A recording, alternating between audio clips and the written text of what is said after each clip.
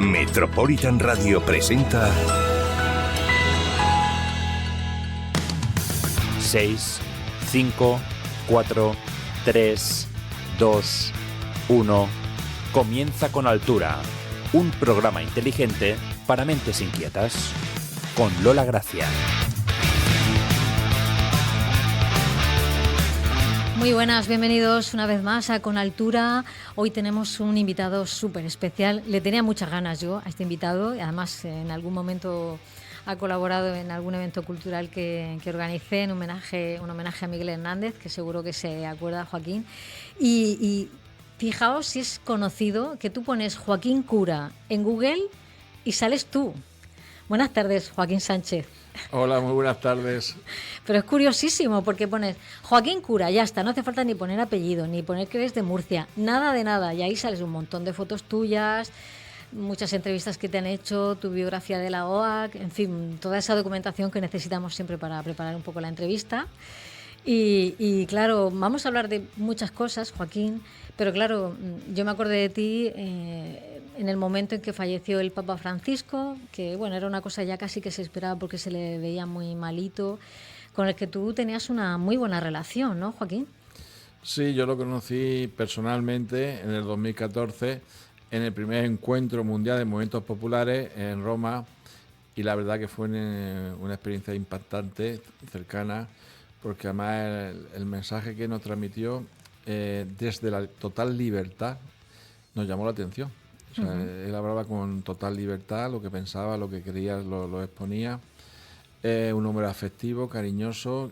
Yo creo que él mató, entre comillas, al personaje, el personaje del Papa, sí. Y quedó la persona de Bergoglio, en este caso Francisco, evidentemente porque así se llamaba, así tomó el nombre de Francisco de Asís.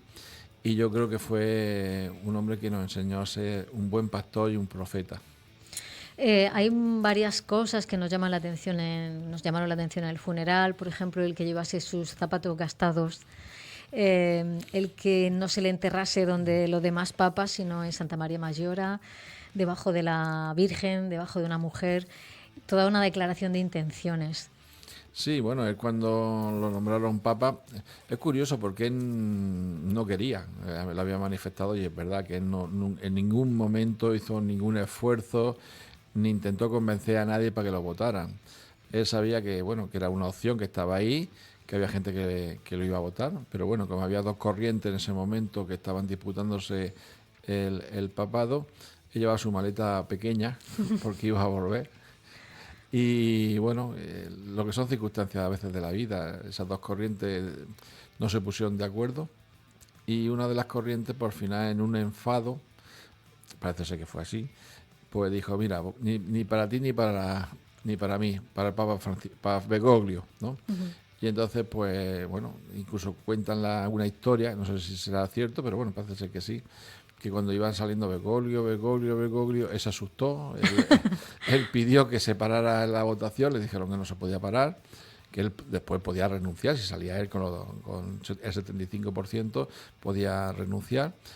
Y bueno, cuando él salió y dijo, bueno, vosotros sabréis lo que habéis hecho, ya me conocéis. Por tanto, él no le debe nada en ese sentido, no regateó el poder, como se suele ocurrir sí. Muchas veces, incluso a estos niveles, ¿no? Yo te doy, tú me das, hay un regateo, un mercadeo con el poder, incluso a los niveles de pontificado, eso está claro. Y bueno, yo dijo, bueno, me habéis votado, vosotros sabréis lo que habéis hecho, ya me conocéis.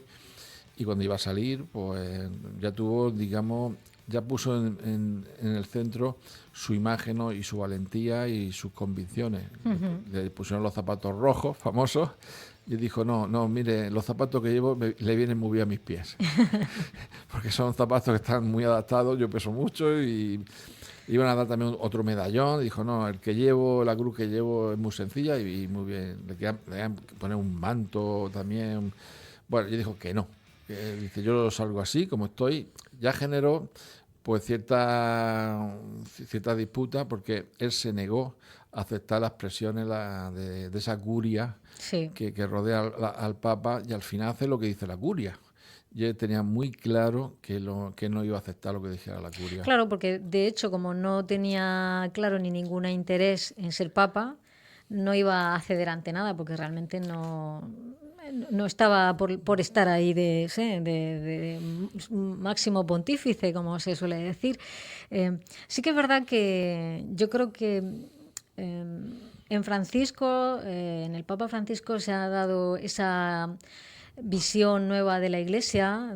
Es una persona que ha tratado con mucho respeto a los transexuales. De hecho, muchos se han manifestado a su favor después de su fallecimiento, han tenido muestras de cariño hacia él. También habló de los homosexuales en el seno de la Iglesia. Aunque sí que es verdad que otra corriente dice, bueno, sí, pero tampoco hizo tanto. Es decir, realmente cambió las cosas lo que pudo, lo que le dejaron. Es que es muy complicado, ¿no?, cambiar la Iglesia después de tantos siglos, ¿no?, de tradición. Okay. Sí, ten en cuenta que el Vaticano es un espacio de poder y de ambición y de muchos problemas, ¿no? Fíjate, cuando él llegó, lo primero que hizo fue una reforma de la economía, porque era muy consciente que el Vaticano, las cuentas del Vaticano servían como paraíso fiscal de muchas mafias en Italia. Y él decidió cerrar esas cuentas, con lo cual perdía muchísimo dinero el Vaticano en ese momento, pero él entendía que eso era inmoral, que iba en contra del Evangelio. Eso fue de las primeras reformas que hizo, la reforma de la economía.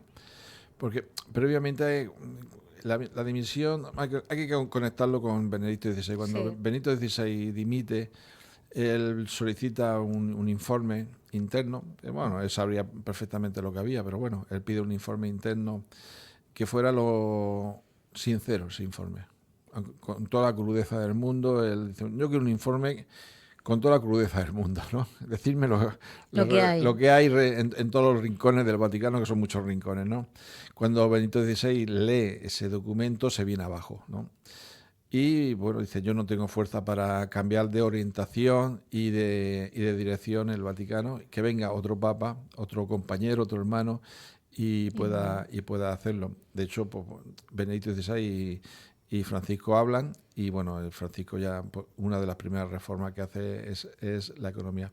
Es muy difícil porque se ha encontrado una oposición feroz dentro del Vaticano. Por ejemplo, cuando yo lo voy a hacer en castellano el nombre, Beciu, o Bechu se llama, que fue un cardenal que robó 200 millones de euros de las cuentas vaticanas, que eran unas cuentas que iba para atender a las personas pobres de países terceros, y se compró un edificio en el centro de Londres. Él lo fulminó. Nos dijo, no, fulminado, fuera, no te queremos aquí, y le quitó todas las prerrogativas de ese cardenal. De hecho, no puede votar en este cónclave, aunque se ha presentado. Ha tenido la suficiente cara y falta de ética para presentarse, pero bueno, al final han dicho que se tiene que hacer. Es muy difícil mover ficha. Por eso hay gente que dice, bueno, es que sí, consiguió cosas, pero esas cosas son muy importantes. Yo creo que sí, que son importantes. Sí, porque en la vida lo que estamos haciendo cosas, nos damos cuenta de las limitaciones tremendas que tenemos. No es fácil. Además, cuando a él le dicen el sacerdocio de la mujer, ¿no?, el tema de la homosexualidad, dice, mira, no pedirme más cosas. No, además lo reconoce, yo soy una persona limitada, no tengo más fuerza para seguir creciendo y modificando y renovando la Iglesia. Él reconoce sus limitaciones en ese sentido, y yo creo que eso es, para mí, de admirar a un hombre que está en un espacio de tiburones.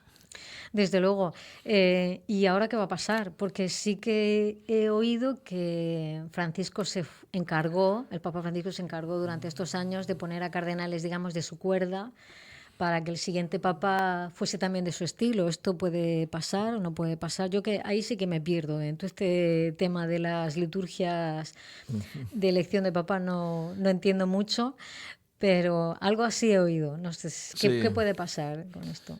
Bueno, ahora viene el cónclave, que evidentemente se encierran, y en el cónclave hay como dos niveles, ¿no? El oficial, que son votaciones que van haciendo diariamente, hasta que algún candidato saque el 75% de los votos, pero nadie tiene posibilidad de presentar un programa, ¿no? Es decir, o sea, sencillamente se vota y ya está. Y ya está. Hay un nivel que tampoco podemos ser ingenuos. que es pues los pasillos, la cafetería, el que no vemos... Ya. Donde se hacen sí. realmente luego lo que se llaman los lobbies para Sí, luego sí. ver De determinados hecho, resultados. tienen prohibido de verse en las habitaciones, Ya. para no, bueno, pues se ven, está claro. No sé si habéis visto la película Cónclave. No, pero hay que verla porque Sí, está todo sí, el mundo sí. hablando de Sí, ella. yo la vi, y bueno, y además precisamente es una película que arranca de la muerte de un papa que está en la residencia de Santa Marta, dije, Francisco. Francisco, totalmente. Y entonces a esos niveles pues también. De hecho ya llevan meses la corriente más ultraconservadora, ya llevan manejando, ya está haciendo un movimiento para intentar conseguir un papa. Hombre, ultraconservador ya es muy difícil, pero sí conseguir un papa que a mí es lo que me da miedo, ¿no? Que sea un papa muy simpático, de sonrisa amplia. Sí, pero luego alineado con Trump o, por ejemplo, Sí, o ese tipo de gente. y después pues, alejado de la línea. Porque Francisco, fíjate, que yo me acuerdo en los encuentros de momentos populares, él decía, yo no soy ni conservador ni progresista. Aquí el único criterio que debe existir en los creyentes es la fidelidad al mensaje de Jesús, al Evangelio. Además decía, como tenías, era gracioso, Sí, era simpatiquísimo. sí. Decía, yo no sé por qué me llaman papa comunista. Dice, y mira que me llaman. Dice, pues si yo lo único que me muevo es dentro de los evangelios y de la doctrina social de la Iglesia. Y además soy un pecador. A eso reconocía como un pecador. Cuando alguien le preguntó, ¿y usted cómo se define? Dice, yo como un pecador. Y recuerdo que en el primer encuentro hacía eso del papa comunista. Bueno, y lo hemos visto a lo largo de su pontificado. Vimos hace un año, creo, un grupo de sacerdotes en Toledo, abiertamente, en una red social, pero además abiertamente, que uno dice, estoy rezando para ver si se muere el Papa Francisco, y otro le responde, pues hay que rezar con más intensidad a ver si lo logramos porque todavía no se ha muerto. Eso, quiero decir, ese sentimiento de que el Papa Francisco en determinados sectores de la Iglesia se fuera estaba muy, muy, muy presente. Le han hecho la vida muy difícil. Muy difícil. Sí. Por eso digo cuando dice gente, hombre, no ha conseguido, por ejemplo, que el sacerdocio de la mujer, ¿no? Pues lo tiene complicado, ¿no? Bueno, a da paso ha puesto mujeres por primera vez en puestos de gran responsabilidad. Ha conseguido, pues, que, por ejemplo, se pueda bendecir a dos personas, aunque sean homosexuales. Porque antes tiene que ser de una en una. O sea, tú bendices a una persona, pero en fiducia, súplica, acepta la bendición de dos personas que tienen su amor y que Dios lo bendice, y además dice, ¿quién soy yo para no hacer esto? Para no claro. bendecir? Hay una frase que es la Iglesia somos todos, y claro, esa frase por un lado es muy positiva, pero por otro lado también quizá a veces se aleja, como tú bien has dicho, de la doctrina de Jesús, de Dios es amor, Jesús es amor. Jesús era una persona que ayudaba a los pobres, que tenía amigos y amigas en lugares poco aconsejables, que se juntaba con todo el mundo, que rechazó las riquezas. Como bien has dicho, pues a lo mejor Jesús era comunista, no creo, pero claro, luego vemos esa otra iglesia que le encantan los mármoles, las cosas doradas, los anillos gordos y los mantos de colorines, que claro, está bien aceptar a toda la iglesia, pero a lo mejor sí se aleja de esa doctrina primigenia, ¿no? de los primeros cristianos. Sí, él se refiere, cuando dice la iglesia de todos, sobre todo se refiere al clericalismo, ¿no? Es decir, además se declara anticlerical, en contra de los curas.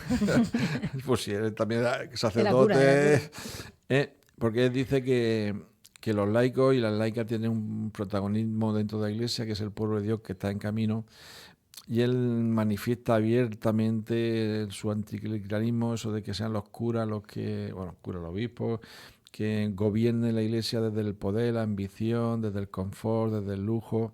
Cuando él dice, por ejemplo, quiero que los pastores huelan a ovejas, ¿no? El clásico, una frase que es genial, es decir, que los pastores estén con la gente más pobre, una iglesia de los pobres y para los pobres. Él se declara anticlerical en ese aspecto. Y entonces, pues bueno, él defiende esa apertura de la iglesia. De hecho, el sínodo de los laicos y las laicas pues está ahí muy presente, y que bueno, que ha tenido su repercusión, aunque ha sido también un poco torpedeado por los movimientos más conservadores que no estaban muy de acuerdo, que como decía un obispo, sí, escuchamos a los seglares, pero después quien mandamos somos nosotros. A ver qué pasa. Bueno, Joaquín, vamos a hablar un poco de ti, de tu vida, de tu trayectoria. Naciste en el año 1962 en Vilanova de Salou y te criaste en una casa cuartel de Moratalla porque tu padre era guardia civil. Y desertor del Arado, como pone en tu biografía de la OAC. Sí. Bueno, yo nací ahí en Barcelona, mi padre, a ser guardia civil, pues, el primer destino que en aquella época, o iban al País Vasco, bueno, llamaban la Vascongada en aquella época, pero Sí, al País Vasco sí. y a Cataluña. Mi hermana nació en Santa Bárbara, en Tarragona, yo nací en Vilanova, y entonces, pues bueno, pues ahí, además nací el 8 de marzo, ¿eh? Ah, mira, el Día de la Mujer. Sí, un buen día Buen día. para nacer. Reivindicación de derechos de la mujer trabajadora y de la igualdad entre hombre y mujer en derechos y obligaciones. Y bueno, pues mi padre, cuando una vez que le pregunté, digo, papá, pero tú, ¿por qué eres guardia civil? Entonces dice, yo soy un desertor del Arado. Dice, yo no voy a dedicarme toda mi vida, Joaquín, al campo, a echar muchas horas, a quemarme con el sol, a que me pagaran 4 perras. Mi padre, para ser guardia civil, era un guardia civil muy especial, porque claro, era muy abierto, era un hombre muy comprensivo, tenía su sensibilidad. Recuerdo una anécdota que me contaron una vez, bueno, ya tenía yo cierta edad, 2 sindicalistas de comisiones obreras de Moratalla, que una vez los vi, venga Joaquín, te invitamos una cerveza. Que tenemos un recuerdo de tu padre extraordinario. Digo, no me digas. Sí, pues mira, hubo una vez una huelga aquí, además era sargento, era el jefe del puesto. Y dice, teníamos una huelga de la serradora, y claro, nosotros por medio de, no sé si conocéis Moratalla, bueno, pues hay una calle céntrica y un lugar céntrico, ¿no? Y bueno, pues llegó tu padre con varios guardias civiles, metralleta en mano. Bueno, y tu padre se dirigió a nosotros y nos dijo, mira, tengo orden desde que os vayáis y que dejéis expedito la calle y que esto se suspenda, ¿no? Pero bueno, vamos a hacer lo siguiente. O sea, eso es mi padre negociando con los sindicalistas en una época un poco complicada de transición. Desde luego. Y dice, bueno, pues mira, si os portéis bien, no hay ningún problema de violencia, de nada, y dejáis circular los coches y estáis aquí, no pasa nada, pues ya está. Y en efecto, fue así, transcurrió, y cuando termina el acto, mi padre se acerca a los dos o 3 sindicalistas y dice, venga, venirse conmigo. Y claro, se asustaron y dicen, ¿pero qué? ¿Nos va a detener usted ahora? Pues si la cosa ha ido muy bien. Dice, no, que venga conmigo al bar de aquí, que os voy a invitar a una cerveza, porque la cosa ha ido muy bien y hemos evitado violencia. Claro, eso es un guardia civil, que te lo haga así. En los años 70 sí. no sería tan sencillo, ¿no? Sí. Era pues, un guardia civil. Yo aprendí de él, sobre todo la bondad. Él me decía dice, mira, Joaquín, en la vida hay bondad y maldad. Cada uno tiene que elegir su camino. No hay otro, son incompatibles, no se pueden mezclar. Fíjate que esto, mucha gente dice que no es así, que no hay ni buenos ni malos, y yo no estoy de acuerdo. Es que como tú comentas o comentaba tu padre, es la senda recta y la senda incorrecta. El hacer las cosas con honorabilidad y con respeto al otro y con honestidad y hacer las que no se hacen de esa manera, sino de todo lo contrario. Entonces, no puedes estar comulgando en 2 bandas. Pero fíjate qué complicado es ahora con todo esto de las fake news, con esta contaminación que tenemos, Joaquín, de información, de cosas que se dicen, que se saben a ciencia cierta, que son falsas. En fin, y hay gente que vive de esto. Entonces, bueno. Yo creo que hay que discernir. Eso, el verbo, a mí la palabra discernir me encanta, porque hay que decir, todos los políticos son iguales. Perdón, no estoy de acuerdo. Yo tampoco estoy yo no estoy de acuerdo. No son todos los obispos, los políticos son iguales. Hay políticos que son honrados, generosos, serviciales de un sitio y de otro. Y de otros, efectivamente. Después podemos discutir la ideología. Y hay políticos que son corruptos, que van por el poder, que utilizan las malas artes. Es decir, y eso que todos los políticos son iguales como de sinvergüenza, de corruptos, no estoy de acuerdo. Es decir, porque hay gente que yo conozco que es muy buena gente en la política y otro que yo conozco y bueno, me produce cierto rechazo o por lo menos interpelarle para la conversión de su corazón y que transforme esa corrupción o ese poder en un servicio a la gente. Claro, porque el político está para precisamente lo público, la cosa pública, ¿no? Es para el bien común, para ayudar al bien común y muchas veces se olvida. Joaquín, tú tienes un largo historial como cura en diferentes lugares de la región, estuviste en Cieza, has estado en muchas parroquias, ahora eres capellán de los centros penitenciarios, ¿no? De Sangonera, y también de los centros psiquiátricos de Limas. Sí. Pero en tu historial, aparte de tener una medalla de oro de la región de Murcia del año 2024, tienes también 6 detenciones, 2 multas e incluso palos. ¿Te has llevado en alguna ocasión? Sí, bueno, todo viene... los juicios vienen de la plataforma afectada por la hipoteca, Sí. de un momento de 2010, cuando surgen muchísimos desahucios de familias que no pueden pagar la hipoteca, que evidentemente por lo que se suele decir en aquella época, ¿no? Bueno, y se suele decir, y ahora también, ¿no? No puedo pagar la hipoteca, tengo que alimentar a mis hijos, pierdo la vivienda. Entonces, pues nosotros establecíamos negociaciones en un principio con las entidades financieras. Es verdad, en un principio eran muy reacias a negociar. Ellos decían que la familia que se fuera y que la dejaran la vivienda. Y bueno, nos encontramos situaciones por lo que se llama el pago anticipado, ¿no? Es decir, tú debías mejor 2 meses o 3 y automáticamente el banco te decía que debía el total de la deuda. Tenía esa capacidad del banco, ¿no? Es decir, yo recuerdo situaciones donde íbamos con la familia, con el dinero, tanto de la cuota retrasada, más los intereses de intereses, muchas veces. Decía, no, ya la dirección ya ha decidido que usted tiene que pagar el total de la deuda, ¿no? Bueno, entonces pues aquello se generaba conflicto. Nosotros pues íbamos, cuando ya nos negaban el poder hablar y el poder apoyar a la familia, pues llegábamos al banco y lo ocupábamos. Entonces, evidentemente, pues eso pues generó varios juicios por ocupación. Llama como una modificación no solamente de la ley Mordaza, sino de la reforma del Código Penal, que fue lo que nos afectó, sobre todo a mí, que decía que la ocupación de un establecimiento público, aunque fuera en horario abierto, pues suponía 1 año de prisión, ¿no? Y bueno, pues por las entidades pues, nos denunciaban, mandaban a antidisturbios, nosotros a veces pues, había arrastres, detenciones, sobre todo retenciones, porque yo veía a la policía que había como comprensión con nosotros, ¿no? Claro. Sí, porque yo decía, además yo recuerdo que algunos de los mandos nos decían, oye, Joaquín, venga, si ya habéis conseguido lo que habéis querido. No me hagas esto. Sí, ya tenéis la publicidad, ya ha venido los medios, ya ha saltado lo que queréis.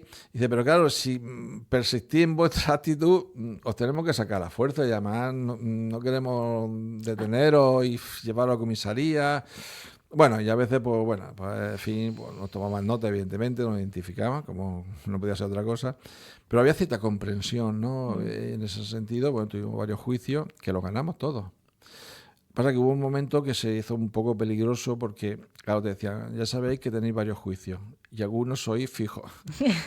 Había gente que tenía 2, 3 y algunos teníamos los 5 o 6. Claro, además tú te metes en todos los líos, Joaquín. Sí. Luego la plataforma, soterramiento, en fin, siempre al lado de los que más sufren en este caso. Y recuerdo donde decía el abogado, dice, mira, si tú tienes un juicio de 1 año y lo pierdes y queda una sentencia al final dentro del proceso firme, tú ya tienes un antecedente.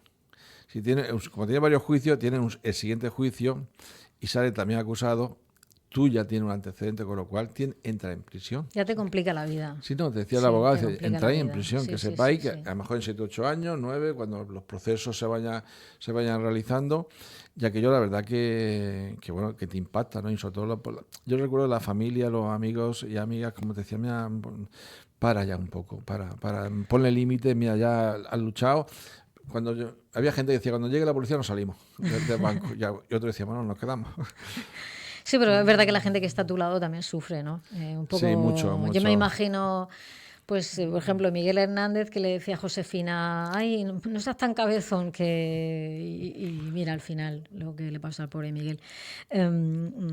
Es que también tenemos que recordar que en aquella época, 2008, 2009, se daban préstamos con mucha alegría. Yo por temas personales sé que se premiaba al empleado que conseguía muchos préstamos, pero los empleados, muchos también sabían que esa gente no iba a poder pagar, porque no era tan fácil, sabían más o menos las circunstancias y lo de elegir el buen camino y el mal camino. Yo conozco empleados a los que se les castigó porque se negaban a hacer un préstamo a determinadas personas, porque sabían que se van a meter en este fregado de proporciones colosales, como fue España. Vivió unos años muy, muy dolorosos y familias muy, Sí, muy destruidas con este tema. Yo tengo un amigo que fue director y él se lo dejó. Dice que él lo estaba viendo. Dice, es que yo no puedo dar préstamos. Además me llaman, porque claro, si tú das préstamos, supone que el banco está ganando dinero. Y dice, es mentira. Claro. Dice, y a mí me da una comisión del 3% por cada operación que se firma. No que se resuelva al final, sino porque se firme, sí. Claro, y si yo me dicen compañeros, chacho, pues ofrécele el coche, ofrécele el viaje, ofrécele los muebles. Y ella decía que no, que yo toda mi vida, y además él, cuando llevaban lo que tasaban los tasadores, la vivienda, él decía, no, tasarlo en función de lo real. Porque antes se decía, el piso lo vende por 150.000, la tasación son 150.000. Y llegaba el tasador y decía, es que 150.000 ese piso no vale. Eso vale 80.000 como mucho. No, pues tú pon 150.000, que yo tengo que darle un préstamo por 150.000, ¿no? Claro, ahí se produjo una falta de ética y de principio. Y también tengo un recuerdo de un amigo, conocido amigo, que fue un director que también se lo dejó. Y la causa de dejárselo fue la siguiente, con el tema de las preferentes. También. Que fue terrible, ¿no? Y él fue porque una mujer que tenía una cantidad, que no recuerdo si era 75.000 euros, se la cogieron por las preferentes. La mujer tuvo un cáncer y necesitaba que alguien era una mujer mayor, vivía sola, y necesitaba que alguien la cuidara, la atendiera, ¿no? Pero claro, necesitaba ese dinero. Que ya con su pensión no podía pagarle los cuidados. Entonces, él intentó convencer a la dirección de que por lo menos le liberara parte de esos 75.000 euros, ¿no? Para poder que esa mujer se cuidara. Costearse sus cuidados. Los cuidados. Y la dirección dijo que no, que lo sentían mucho, que eso no era su problema. Y entonces aquello lo hundió como persona y él se dejó la dirección. Qué falta de empatía en los bancos, ¿eh? Yo conozco a algún caso que no se dejó el trabajo, pero sí que lo maltrataban. Le amenazaban, lo encerraban en un despacho, le amenazaban con te vamos a mandar a la otra punta de España. En fin, fueron años complicados y quizá lo que falta muchas veces es empatía, ¿no?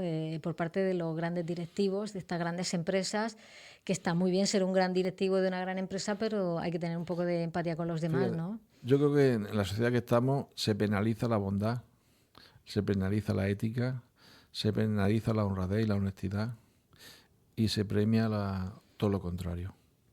Y eso es doloroso, ¿no? Y eso es muy difícil en esta sociedad. Por eso el Papa Francisco en eso es muy, muy contundente, ¿no? Muy contundente, es decir, gente muy honesta, muy honrada. Yo recuerdo también gente que decía que los mandaron fuera de Murcia, banco, dice, no, pues es que tengo 2 hijos y bueno, al final se fueron, llegaron al acuerdo y al final se fueron, ¿no? Pero claro, es una sociedad que penaliza la bondad y penaliza la honestidad. Y yo lo veo, por ejemplo, en política. ¿Cuánta gente dice, oye, no te metes tú en política, que tú eres buena gente? Y dice, Joaquín, no. No, porque la política está ahora mismo en unos niveles de polarización, de incluso meterse con la familia, de unas situaciones que no nos gustan, de que tener que hacer la pelota al jefe, aunque sea un incompetente y un incapaz y una falta de intelectualidad. Vamos a decir así, ¿no? Dice, no. Fíjate, yo veo cuando conozco a algún amigo o amiga que se va a meter en política, sufro por esa persona, porque hay muy buenas personas metidas en política, pero se nota que lo pasan mal y cuando ya llevan un año se les nota en la cara, en el físico y en todo. Tú estudiaste también pedagogía, aparte de tu carrera de cura en Granada, eres pedagogo.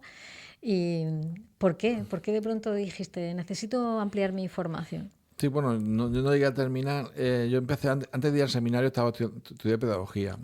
Porque no tenía muy claro lo de ser cura. Entonces, los 18 años, cuando tiene que ir al seminario, bueno, en la época que solía ir al seminario, cuando termina COU, no lo tenía claro, ¿no? No lo tenía claro. Y entonces, pues al final, estuve 2 años estudiando pedagogía. Y bueno, ya con 20 años me fui al seminario y después hice algunos cursos de pedagogía. Porque la pedagogía no te permite la diplomatura, que con 3 años era de las carreras que tenía 3 años y pico y no te lo admitían. Bueno, y después pues hice educación social, eso sí que lo tengo, que por la UNED, en Cartagena. Y bueno, siempre son carreras que giran alrededor de la humanidad, de la educación, de los valores. A mí eso siempre me ha gustado. Bueno, la educación social fue porque estaba en proyectos de Cáritas. Y bueno, y necesitaba aprender, y la verdad que aprendí mucho, porque hay que saber estar con los pobres, con la encarnación, que eso me trajo muchos problemas, o sea, incluso con la propia iglesia, ¿no? Tú le llamas encarnación a bajar a la tierra, ¿no? Sí, no estar solamente con las oraciones, sino también hora es labora, como decían, ¿no? Sí. Está con la gente, sobre todo con la gente más empobrecida, ¿no? A ver, la gente más empobrecida nosotros compartimos con ellos la vida, entendiendo. Para nosotros, cuando decimos los pobres, no lo vemos de un punto de vista ético, es decir, que los pobres son los buenos y los demás son los malos. No se trata de un sistema ético, sino que son las personas que necesitan ayuda de otro para salir de esa situación y que tienen que salir con la mesa compartida entre todos, ayudarse mutuamente. Algunos salen individualmente y bueno, pues ya está. Pero nosotros es una opción de ser buena noticia con los pobres. Claro, eso evidentísimamente entra en conflicto con los que causan la pobreza. Claro. Es que la tiene la otra cara, porque hay gente que dice, que hay mucha gente que es muy solidaria y que es muy importante, ¿no? Pero dice, pero yo no me meto en otras cosas, ¿eh? Yo ayudo, pagamos los recibos, pagamos la alimentación en lo que podemos, ayudamos en lo que sea, en la reparación de la casa. Incluso si podemos buscar un alquiler a alguien que esté en un proceso de desahucio, pero nosotros no cuestionamos la estructura, no cuestionamos el sistema social, no cuestionamos el sistema económico. Yo digo, sí, hay que cuestionarlo. Claro, es que esto te lo habrán reprochado otros tipos de curas, claro, además que se dedican a rezar, a hacer sus misas y te dirán, pero ¿por qué te metes en estos berenjenales, hombre? Pero claro, si uno sigue la doctrina de Jesús, ¿cómo no hacerlo? Es que lo otro me parece un poco contradictorio, ¿no? Claro, no, tú tienes que estar en la encarnación. Mira, en los movimientos populares, cuando el Papa Francisco, los 5 encuentros que hemos tenido, son movimientos populares que se tienen que estar con la gente, viviendo con ella, compartiendo la vida, transformando las condiciones sociales y económicas que permiten esa pobreza, esa marginación, y después la no violencia. Esos eran los 3 criterios. Y yo creo que eso es lo más importante. Hay que estar con la gente. Yo recuerdo cuando habían desahucios que te ponían en la puerta, cuando venía la comisión judicial y cuando venía la fuerza de orden público, que yo estaba en la pancarta, en la puerta, yo rezaba. Sí, yo decía, que vaya la cosa. Claro, yo miraba a la familia descompuesta, llorando. ¿Qué va a pasar? Te miraban, te preguntaban, ay, Joaquín, ¿qué va a pasar? Digo, es que me promete que no me van a echar. Digo, es que yo no te puedo prometer eso. Claro. Yo lo único que te puedo prometer es que voy a estar en la puerta, que yo no me voy a quitar, que me tienen que quitar. Yo no voy a utilizar la violencia y toda esa historia, ¿no? Pero que es verdad que tú tienes que estar con... Recuerdo una situación de un desahucio que una de las personas fue a hablar con un sacerdote y dijo, bueno, yo rezaré. Dice, no, si necesitamos que venga usted también. que vean que hay otro cura, ¿no? O sea, que vean que hay curas, porque eso, evidentemente, en la figura nuestra hacemos de símbolo, ¿eh? Sí. Yo recuerdo con un policía, me decía, si es que sabemos que echar una familia, si no se la merece, bueno, por las circunstancias de desahucio, de hipoteca, sabemos que hay gente que es trabajadora, que viene, se ha visto así, y no queremos echarla, si es que es injusto, si es que esto además no es un problema. Y es que te puede pasar a ti mañana, es que esto es así. No es un problema de orden público, si es que esto no es un problema de orden público, esto es además los mismos jueces nos decían, si esto que es un problema social. No es un problema de jurídicos. Bueno, habrá casos que sí, pero la mayoría era que no. Y bueno, y a veces es que te vemos, claro, y nos recuerdas que lo que vamos a hacer está mal. Lo sabemos, pero cuando te vemos, ya por una forma, te vemos físicamente, nos lo recuerda que está mal, ¿no? Es como la espada láser de la Guerra de las Galaxias, que parece que no se ve, pero ahí está. Sí, sí. Me gustaría que me contases algo de tu experiencia como capellán en la prisión y también en los centros psiquiátricos. La gente que llega a las prisiones, o las personas que llegan a las prisiones, mejor dicho, pues llegarán por 1000 circunstancias diferentes. ¿Tú te has podido acercar a algunos de ellos? ¿Cómo los ves? Hay varios perfiles, ¿no? Primero, hay que partir que son personas. Claro. Y que dice gente, hombre, es que son mala gente. Digo, vamos, nosotros apoyamos a la persona, no legitimamos el delito. Eso tiene que quedar como muy claro, ¿no? Nosotros, yo no puedo. Nosotros intentamos apoyar a la persona para que salga de esa postración, para que rompa esa dinámica de delitos, ¿no? Y que pueda rehacer su vida y que pueda tener una actitud constructiva en la vida, ¿no? Esa es nuestra misión. Y después que hay gente que es creyente, ¿no? Que es muy creyente. Y bueno, pues nosotros compartimos, escuchamos, no juzgamos. Escuchamos, no jugamos. ¿Sabes que hay en TikTok una cosa viral que es esto?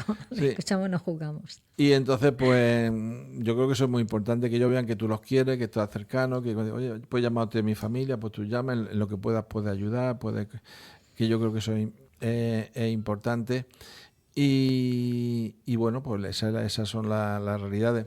Yo recuerdo que estando con un muchacho, hablando con él en un módulo, estábamos, pues bueno, él me dijo, terminamos la conversación, dice, oye, usted hoy me ha escuchado. Yo decía, pues sí, claro que estoy escuchado. O sea, me extrañó una cosa. Dice, sí, no, pero es que me ha escuchado, pero usted no me ha juzgado. Porque aquí todo el mundo viene, ¿por qué estás aquí? ¿Y qué has hecho?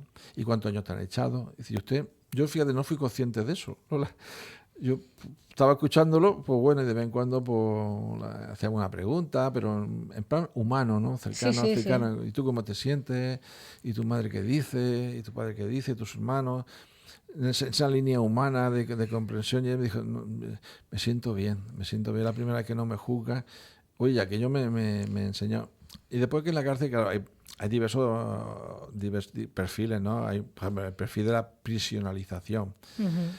Que son los clásicos reincidentes, ¿no? Personas que ya viven así, su forma de vida, ya no saben vivir de otra manera. Sí, bueno, que lo ven en la cárcel, que salen, que entran, que salen. Hay que decir una cosa que es muy importante a la hora de conocer, ¿no?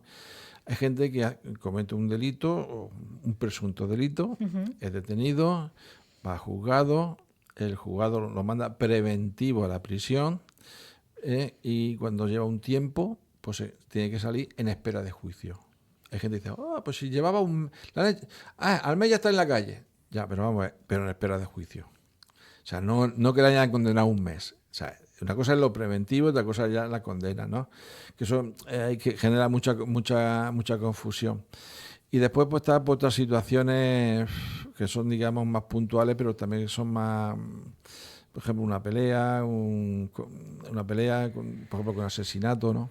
Con asesinato. Es que yo creo que a veces la línea es muy frágil y a lo mejor hay un chaval que está fumando en la calle con sus amigos y de pronto se ve transportando explosivos a Madrid, como le pasó a Gabriel, el joven este que fue el primer encausado por los atentados del 11M. Quiero decir que hay una línea muy frágil que uno nunca sabe cuándo la va a traspasar. Hombre, si estás en determinados ambientes es más fácil que en otros, por supuesto. Sí, fíjate, yo recuerdo hace años tres personas que yo conocía muchísimo, de familia normalizada, bien, trabajadores, pues bueno, pues no sé cómo pasó, que alguien contactó con ellos para decirle que tenían que ir a Cartagena a descargar un barco de droga y que le daban un pastón por esa noche por descargar ese barco de droga, ¿no? O esa embarcación, no barco, esa embarcación. Y ellos aceptaron. Cuando yo hablaba con ellos, decía, pero ¿por qué? ¿Cómo aceptaste y eso? Si vosotros tenéis la vida, tenéis unos padres maravillosos, tenéis parejas maravillosas, tenéis un trabajo estable. Bueno, el dinero es muy goloso. Sí, claro, es que claro, nos pagaban un montón y nosotros estábamos ahí descargando la embarcación, era pequeña la embarcación, y de golpe yo no sé dónde salió la Guardia Civil, pero empezaron a salir Guardia Civil de por todos sitios y nos detuvieron y aquí estamos, ¿no? Quiero decir, a veces la línea y por ejemplo, personas que tienen las lindes, es otro de los problemas, que hay gente que a lo mejor ha tenido un conflicto con las lindes de los campos. Sí. Si hay un momento de mucha tensión, entonces uno agrede al otro y bueno, incluso ha habido muertes, ¿no? O incluso heridos graves. Claro, eso dices tú, ¿y por qué ese día no te quedaste en tu casa? Si ves que las cosas van a mal y que la cosa... Dices, sí, pero don Joaquín, yo en ese momento perdí los papeles. Y bueno, pues... Qué importante es mantener la cabeza fría en determinados momentos, porque nos lleva a la perdición totalmente. He leído por ahí que eres un ávido lector, aparte que has publicado libros, es una persona que lee mucho. ¿Qué estás leyendo ahora, Joaquín? Pues yo estoy leyendo libros de teología, ¿no? Estoy leyendo la teología de la movilidad, el tema de migración. Estoy volviendo a releer el Principito, que me encanta mucho. Que es encantador. Me gusta leer de vez en cuando, o sea, sigo leyendo la Biblia, o sea, aparte de por los textos bíblicos de la Eucaristía, de la liturgia, me gusta mucho leer la Biblia y quiero leer el último el libro que ha escrito Javier Cercas. Y yo creo que bueno, tiene buena pinta, son los libros que estoy leyendo, ¿no? Y un libro que estoy leyendo sobre la soledad. El problema de la soledad, y otro libro dice Tú no eres especial, que es sobre el tema de los selfies, que es un libro muy bueno, que está muy bien porque dibuja un libro muy pequeñito pero muy claro, dice, tú eres una persona normal. O sea, no somos especiales, no somos... Es verdad, pero es que, quiero decir, si somos especiales todos lo somos, entonces es ya una sobreabundancia de personas especiales que... Además, yo creo que le complica la vida a los jóvenes, fíjate, porque buscan algo que no existe, que es intangible además y que es muy difícil hacerse rico haciéndose selfies o siendo un influencer. Es una cosa que alguien tendría que explicarle. Vamos a ver, esto es así, no ha estado, pero es muy interesante. No, más un libro que te habla de tu interior. Dice, fíjate que más bien en trabajar el interior, los sentimientos, las emociones, los principios éticos, los comportamientos sociales, responsabilidad, más que la imagen, ¿no? Sí. Eso, además, claro, en el libro tú estás leyendo el librico, muy cortico, pero está muy bien.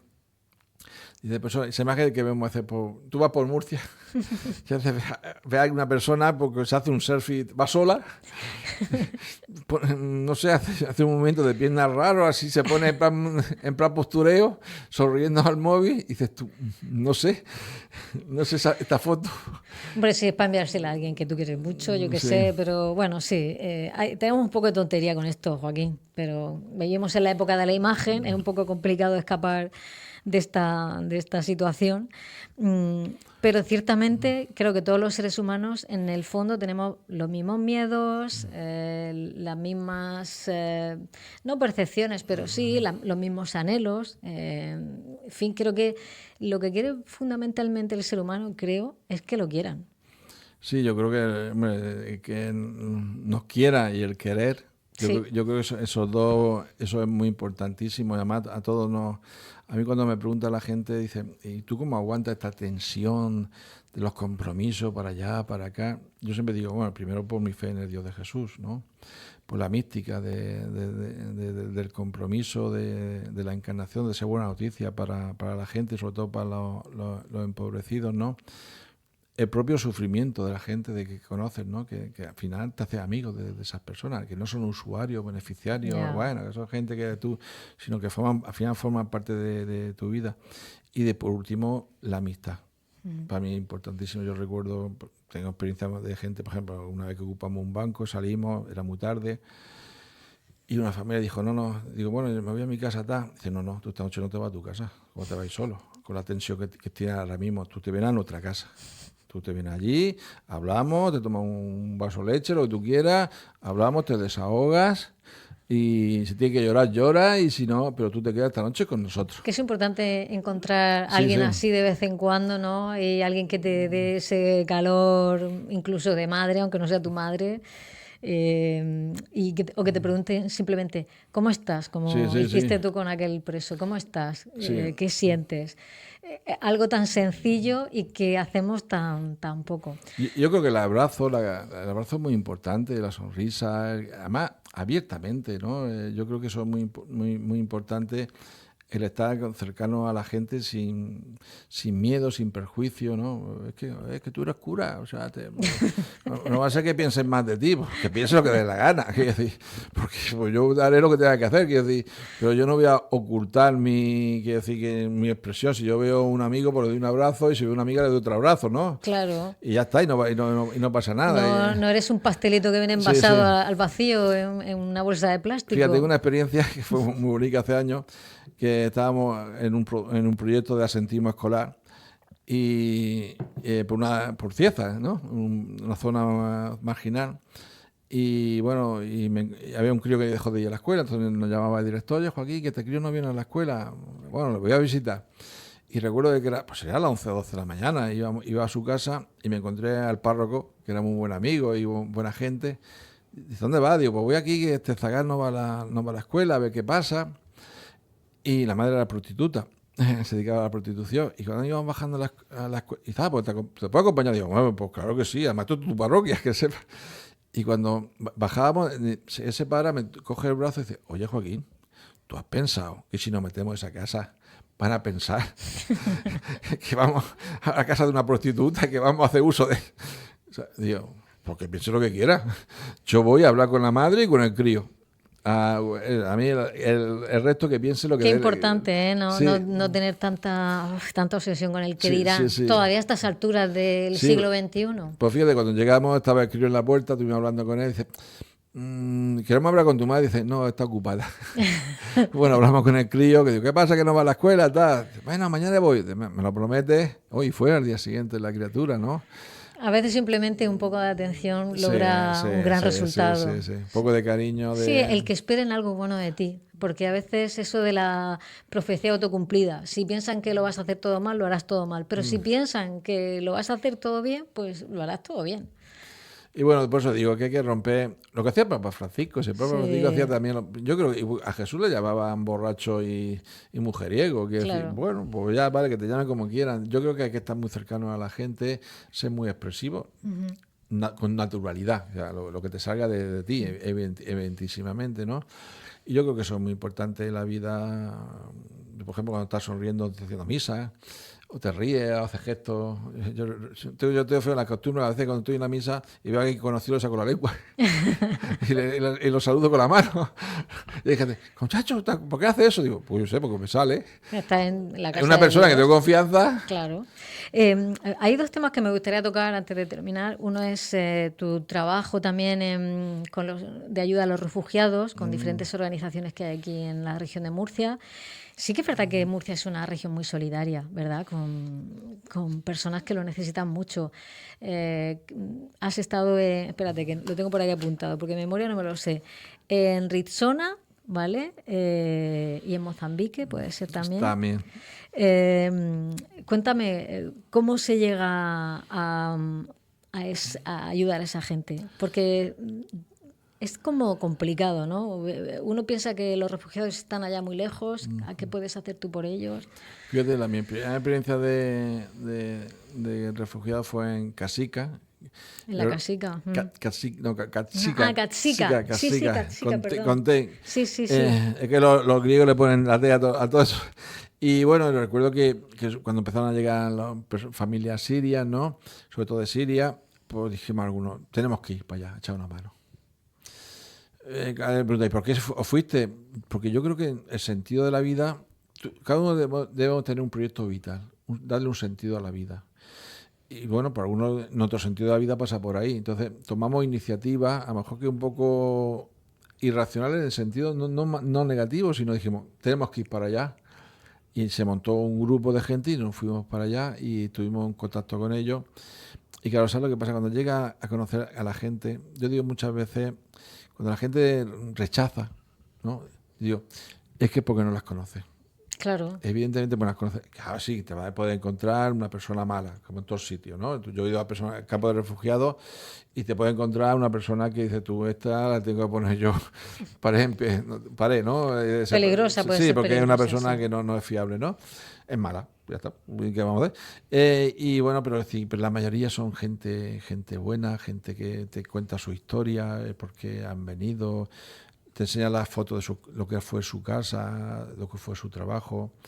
Mira, estuvimos haciendo una en Casica con críos, haciendo eso que te pinta la mano Sí, de pintura y la pone en en la pared. la pared. Bueno, y entonces, bueno, ahí había militares y digo, ya ves tú, van a salir los militares, nos van a echar un puro por poner los zagales, la pintura en la pared.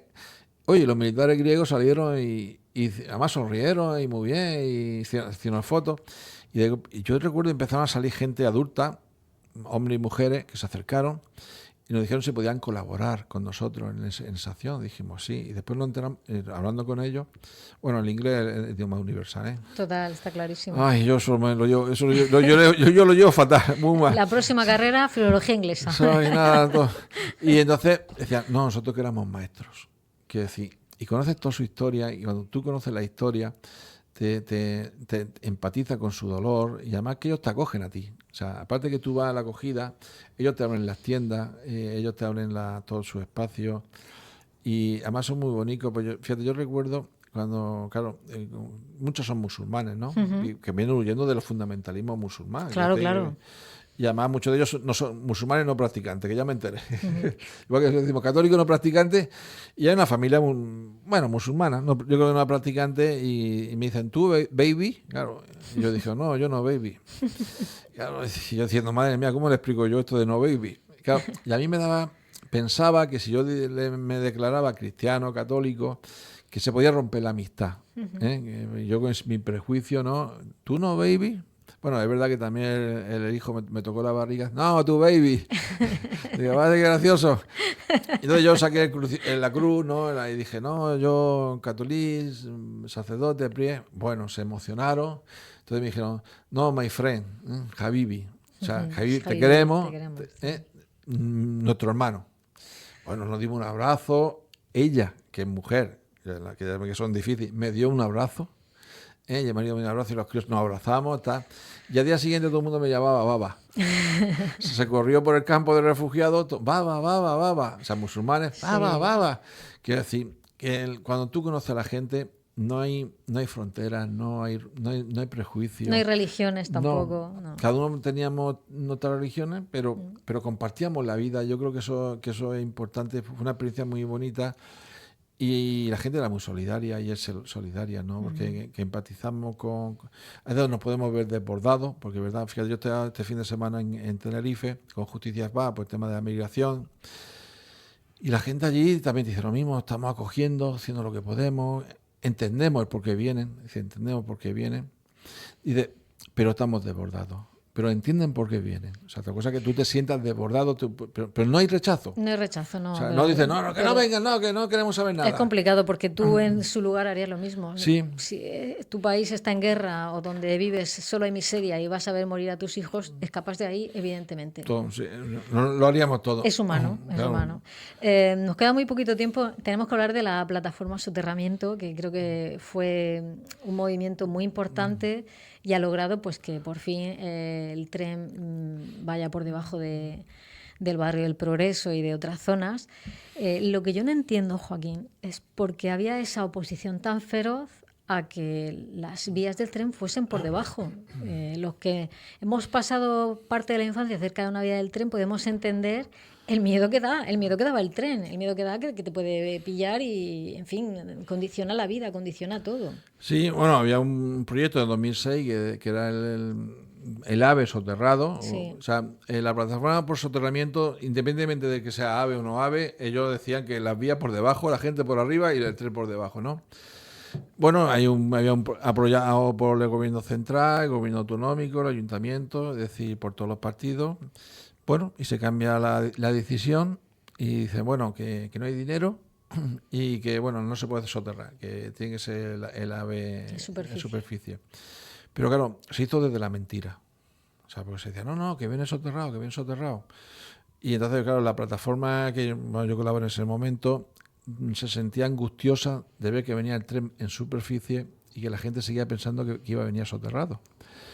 Lo que pasa es que cuando empezaron a ver las vallas, yo me acuerdo de un hombre mayor llorando, dice, ay, don Joaquín, yo pensaba que el tren venía por debajo, dice, y no han engañado. Cuando yo vieron las vallas, los palos, los pilares para poner las vallas. Y bueno, pues era entonces, no preocuparse que viene ahora en superficie, pero dentro de un tiempo se va a soterrar. Que era mentira. Una vez que viene un ave en superficie, bueno, se produjo la lucha y al final pues se consiguió, hubo un cambio de gobierno, un cambio de delegado de gobierno, digo con esa, hay que decirlo. Quiero decir, bueno, que le dijimos, si seguir con la obra va a haber conflictos. Bueno, pues hubo cambios y fue gracias a la plataforma por soterramiento y que provocó un movimiento vecinal muy, muy, muy importante. Yo recuerdo una noche que estábamos cortando las vías, que a mí me arrastraron y la gente chillaba. Me acuerdo de la policía, venga, levántate. Y yo, que no me levanto. Y me acuerdo que con tan buena fortuna que uno me hizo un vídeo y lo mandó a varios medios y salió a nivel nacional. Y entonces, pues claro, aquello todo el mundo te llamaba, me acuerdo de un amigo que estaba viendo la televisión y dice, anda, pues si es Joaquín, que lo están arrastrando, no sé qué. Bueno, fue la realidad. Y aquello pues, provocó que al final que se consiguiera, bueno, uno pasa ahora mismo por allí. Y da gusto, sí que una hermosura. Qué maravilla. Yo no entiendo a los políticos. Se ha creado un espacio de convivencia muy bonito y es mejor para todo el mundo en general, yo creo que sí. Querido Joaquín, es que nos hemos comido el tiempo. Aquí una hora se nos ha pasado volando, podríamos seguir hablando otras dos más. Tendría tantas preguntas que hacerte sobre la fe, sobre muchas cosas que pasan en la iglesia y que seguro que tú conoces, pero bueno, eso será en otro momento. Ha sido un placer. Simplemente para terminar, un deseo que quieres que se cumpla.